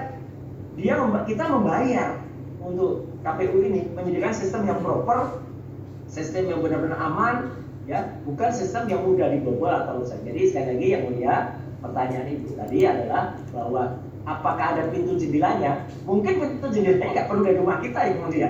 Pintu jendelanya ada di sana saja, dia bisa masuk. Itu bahayanya yang mulia. Terima kasih. Baik, pertanyaan saya yang terakhir Pak Roy, terkait ini salah satu yang dimohonkan oleh pemohon juga adalah terkait rincian layanan Alibaba Cloud. Menurut ahli yang dimaksud dengan rincian layanan ini apa sih yang harus diketahui oleh publik? Kalau itu mungkin saya bisa objektif mengatakan kemungkinan pihak pemohon tidak harus sampai sejauh, karena kan Alibaba itu kan besar sekali. Dia menyediakan ibaratnya kalau bahasa kita tuh palu gada. Palu mau ada di Alibaba. Kita minta apa saja ada di sana. Ya, dia mau menyediakan server sekian megabyte sampai sekian terabyte itu disediakan. Dan itu mungkin kita bisa sih nggak usah KIP itu minta, mungkin teman-teman dari Yakin mungkin bisa meminta. Nah, ini mungkin company profile saja. Nah, kalau company profile Alibaba saya kira oke, ya itu bisa jadi layanan yang dia mungkin. Tapi kalau kemudian detail terhadap apa yang dia sediakan untuk KPU, nah mungkin itu harus kita baca MOU tadi antara pihak KPU dengan pihak Alibaba, atau saya tidak tahu apakah antara pihak Alibaba dengan ITB. Karena ini belum terbuka juga, ya. Tapi kalau ada pengakuan minggu yang lalu bahwa KPU lah yang menjalin kerjasama dengan Alibaba, ini sebenarnya perlu dipertanyakan juga. Terus bagaimana status dari ITB? Karena ITB adalah yang jelas-jelas ada MOU-nya dengan KPU, bukan Alibaba, gitu. Nah, makanya kalau Alibaba kemudian harus menginformasikan apa-apa layanan, mungkin cukup dengan minta company profile dari Alibaba.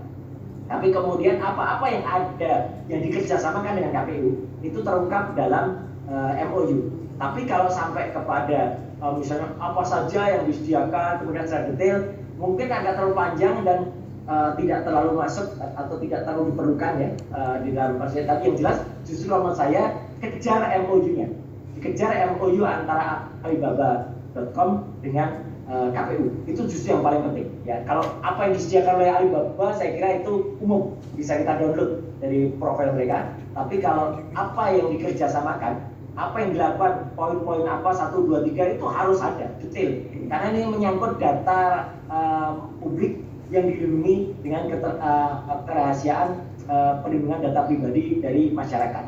Itu yang mulia. Baik, terima kasih Pak Roy. Saya singkat saja ke pemohon. Pemohon mungkin bisa menjelaskan yang dimaksud dengan rincian layanan-layanan Alibaba Cloud yang digunakannya apa ya? Yang persisnya yang diminta itu seperti apa informasinya? Sorry Pak Roy, yang diminta itu bukan soal apa yang disediakan oleh Alibaba secara umum, tapi yang digunakan oleh KPU. Artinya Alibaba punya daftar panjang produk dan layanan, dan ada beberapa di antaranya yang digunakan, misalnya ECS, Elastic Compute Service dengan server-server, layanan perlindungan DDoS, CDN, kita tahu mereka menggunakan CDN. Jadi apa yang digunakan oleh KPU dalam akun Alibaba Cloud mereka. Pak Roy, sebagaimana yang dijelaskan oleh termohon itu merupakan informasi yang menurut Bapak bisa disampaikan kepada publik atau tidak? Ya, sepanjang itu diperlukan di dalam atau ada di dalam MOU. Ya, jadi MOU itu akan ketahuan apa yang tadi disampaikan oleh pemohon. Apakah MOU-nya detail atau tidak?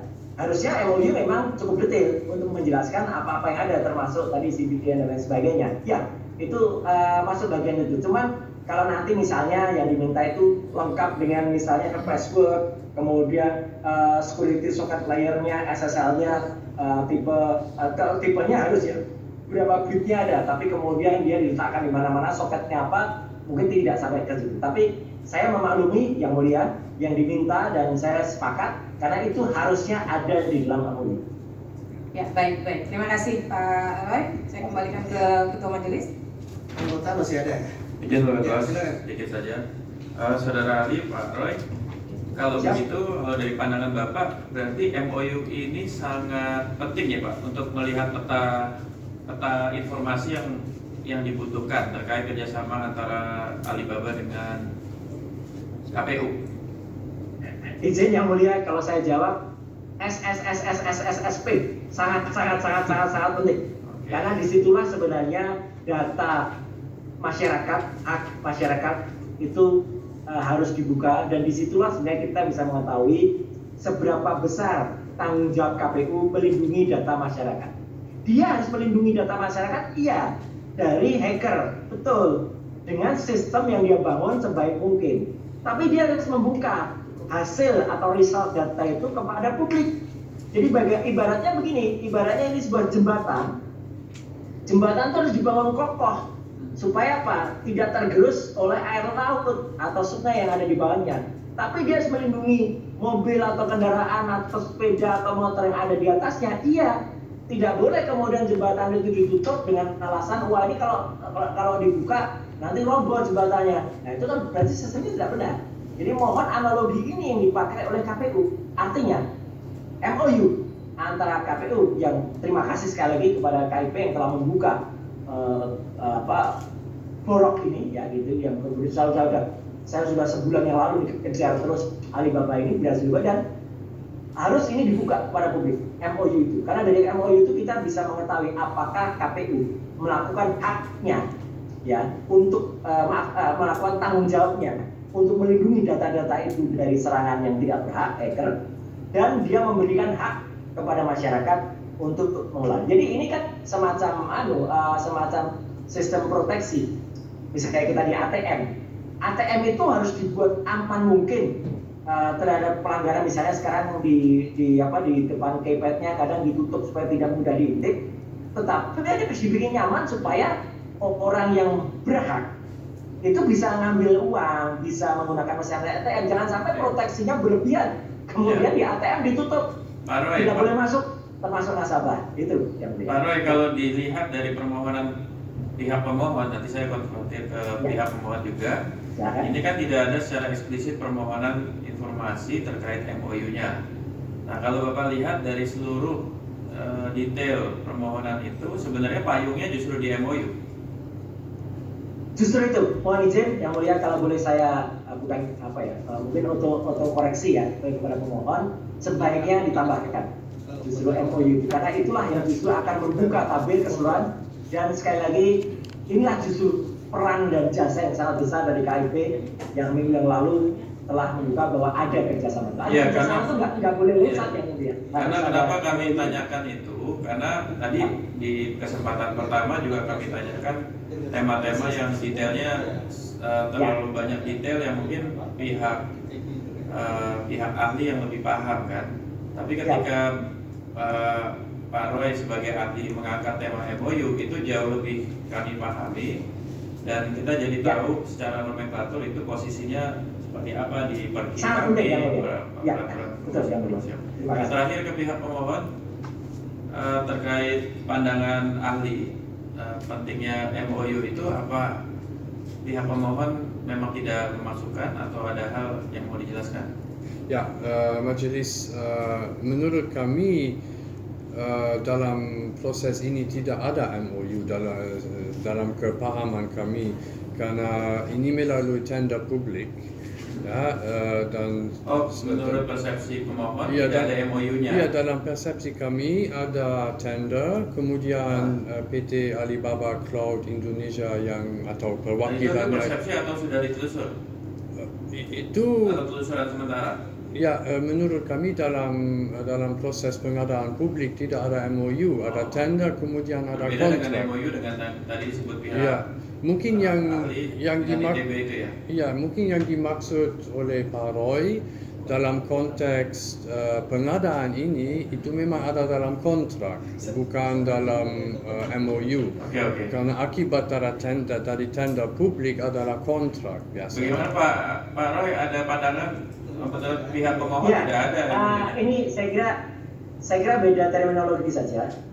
Silakan nanti majelis hakim yang memutuskan dan pihak pemohon yang memintakan. Menurut saya tetap harus ada perjanjian. Apakah perjanjian itu sifatnya kontrak hasil dari lelang, ataukah itu MOU seperti pada kerjasama antara KPU dan ITB? Ini hanya masalah beda status hukumnya. Tapi setahu saya antara KPU dan ITB itu memang ada payung hukumnya adalah MOU. Baru di bawahnya mereka ada kontrak-kontrak yang lain mungkin itu tidak muncul. Nah, tapi menurut saya justru kepentingan yang paling besar justru harus ada ini apakah namanya MOU atau itu namanya ada kontrak profesional kontrak itu harus ada. Jadi menurut Pak Roy sebagai ahli kerjasama dengan Alibaba Cloud itu pasti ada payung hukum berupa perjanjian tertulis. Dan posisi ahli sebagai posisi Pak Roy sebagai ahli melihat perjanjian tersebut harus dibuka. Ya, harus dibuka karena disitulah kita bisa melihat keamanannya dan kita bisa melihat bahayanya sejauh mana Alibaba kemudian bisa mengakses data-data publik 2 juta lebih, 200 juta data DPT itu nanti akan terungkap juga dalam dibukanya ini terakhir Pak Roy, karena Pak Roy juga ikut serta menyusun undang-undang KIP ya, mungkin punya pandangan. Dibukanya itu hanya diperlihatkan kepada pemohon dan pihak terkait, hanya diperlihatkan atau dokumennya bisa dibuka secara umum menurut Pak Roy? Hanya diperlihatkan, cukup hanya diperlihatkan, tidak perlu dibuka umum, tapi umum bisa mengetahui misalnya nomor.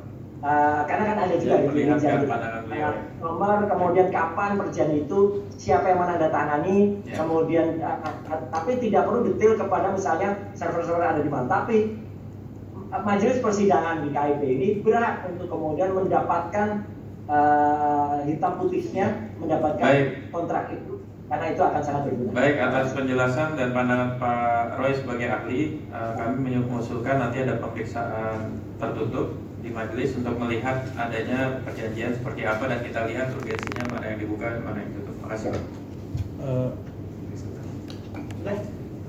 Baik, Pak Roy, terima kasih. Sebelum saya mengakhiri, pemohon ada yang mau sampaikan? Iya, saya ingin menambahkan. Pertanyaan atau apa? Tidak, menambahkan mengklarifikasi dari ahli dan TEP.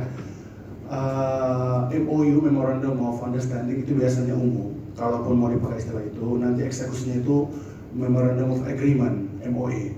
Tapi lebih spesifik lagi, seperti dikatakan saudara Ted, itu kontrak. Dan saya kira di permohonan juga sudah ada istilah kontrak. Terima kasih.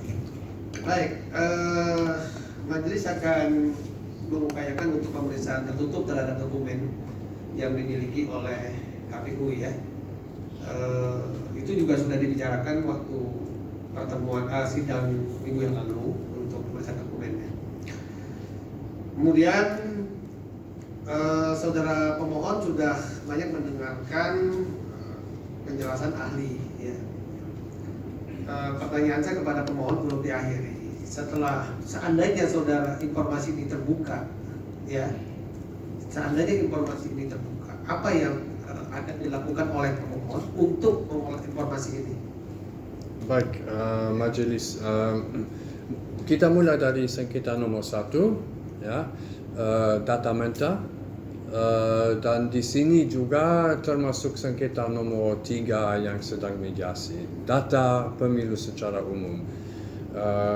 Kami bekerja sama berbagai ahli seperti sudah dijelaskan di bidang matematika, statistik dan khususnya forensik pemilu, di mana ada 15 sampai 20 metode analisis yang digunakan untuk mencari berbagai kesalahan, kesengajaan atau kecurangan di dalam datanya.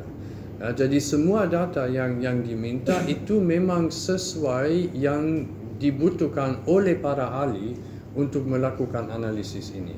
Jadi yang dilakukan oleh kami setelah data sudah terdapat adalah langsung memulai semua analisis tersebut dan menyediakan hasil dari semua analisis kepada publik dan kepada para pihak yang ingin atau akan menggugat misalnya partai politik atau kandidat tertentu yang tidak puas dengan hasil dan ingin menggugat.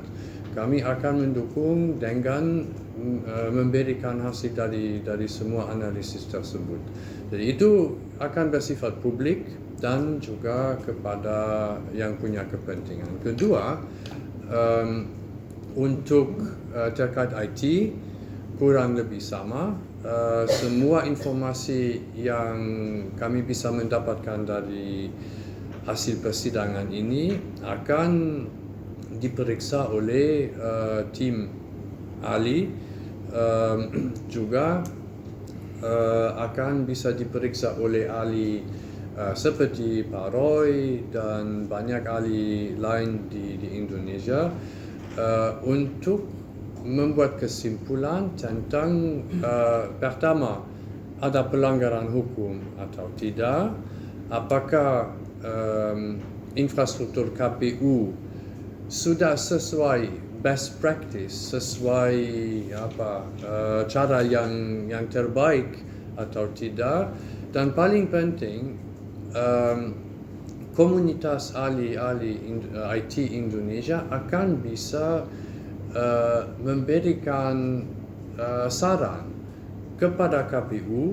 dan kepada pemerintah secara umum apa yang bisa diperbaiki di masa depan untuk mencegah semua masalah yang sedang terjadi. Sirekap down, ini down, itu down, ini bocor, 200 juta data pribadi DPT bocor. Jadi ada banyak persoalan terkait IT, dan setelah semua terbuka akan ada analisis dan saran dari komunitas ahli untuk pemilu yang lebih lancar, lebih aman di masa depan.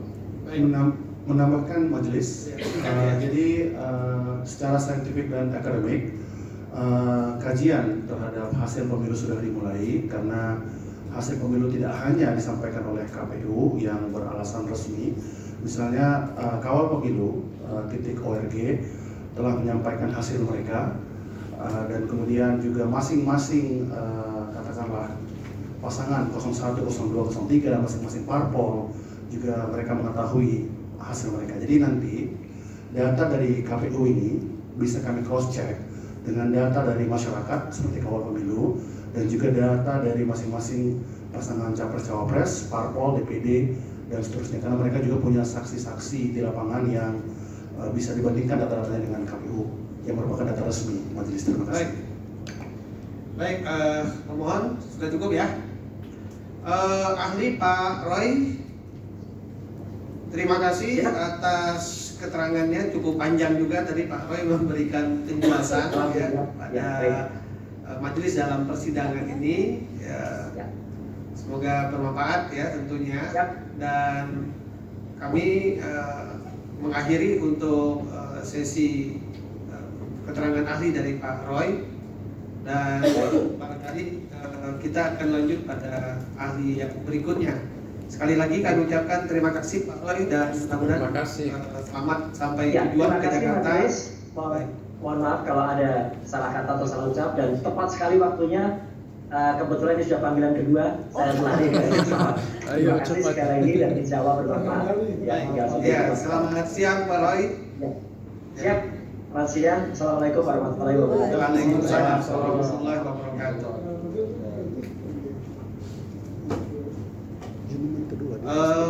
Untuk ahli yang kedua kita skor dulu ya kemudian ya. Baik, yang mulia. Ya, itu sholat dulu. Kita beresin ya. Itu yang offline ya? Offline ya. Kita skor 10 menit ya. Ya, ya. Untuk Siap. sholat dulu ya. Junuman, dia harus pergi. Baik, sidang saya nyatakan diskor.